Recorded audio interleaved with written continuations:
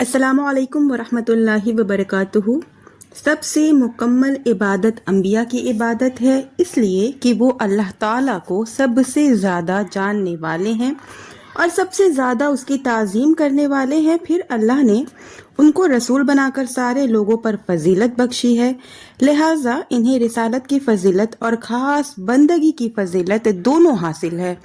پھر صدیقین کی عبادت سب سے مکمل عبادت ہے، کیونکہ اللہ اور اس کے رسول کی مکمل تصدیق انہوں نے کی ہے اور اللہ کے حکم پر وہ قائم رہے ہیں۔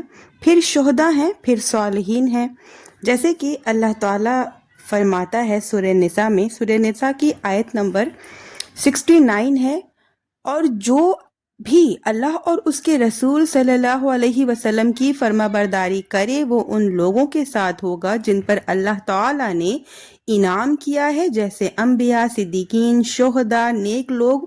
یہ بہترین رفیق ہے۔ ہر آدمی 3 حالتوں میں ہوتا ہے، اس پر اللہ کی نعمتیں ہوتی ہیں، اس لیے اس پر حمد و شکر واجب ہے۔ وہ گناہ گار ہوتا ہے، اس لیے اس پر استغفار واجب ہے۔ اس کو اللہ تعالیٰ مصیبت دے کر آزماتا ہے، اس لیے اس پر صبر واجب ہے، اور جس نے تینوں واجبات کو ادا کیا وہ دنیا اور آخرت میں کامیاب ہے۔ اللہ تعالیٰ مصیبت دے کر اپنے بندے کے صبر اور بندگی کا امتحان لیتا ہے۔ وہ انہیں ہلاک کرنا نہیں چاہتا اور نہ عذاب دینا چاہتا ہے، لہٰذا بندے کو چاہیے کہ وہ تکلیف میں بھی اللہ کی اسی بندگی کو اسی طرح لازم پکڑے جیسے کہ آرام میں لازم پکڑتا ہے۔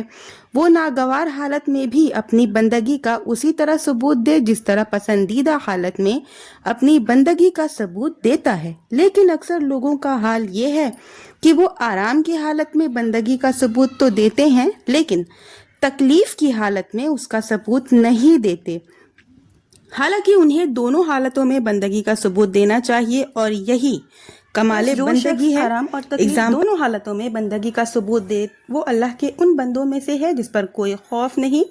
ایسے بندوں پر شیطان کا بس نہیں چلتا، اللہ تعالیٰ اس کی حفاظت کرتا ہے، لیکن کبھی کبھی شیطان اس کو دھوکہ دے دیتا ہے، وہ اس طرح سے کہ بندے کو کبھی غفلت، شہوت سے بھی آزمایا جاتا ہے، پھر شیطان ان تینوں راستوں سے بندے تک پہنچ جاتا ہے۔ اللہ تعالیٰ نے ہر بندے پر نفسانی خواہشات اور شیطان کو مسلط کر دیا ہے، یہ دیکھ رہا ہے کہ بندہ اس کی اطاعت کرتا ہے یا اپنے رب کی۔ انسان پر اللہ تعالیٰ کے کچھ اوامر ہیں، اس کے نفس کے بھی کچھ اوامر ہیں۔ اللہ اپنے بندوں سے یہ چاہتا ہے کہ وہ ایمان لائیں اور عمل صالح کریں۔ اللہ تعالیٰ ہم سے آخرت کا عمل چاہتا ہے اور نفس دنیا کا عمل چاہتا ہے۔ در حقیقت ایمان ہی نجات کا راستہ ہے اور وہی مشعل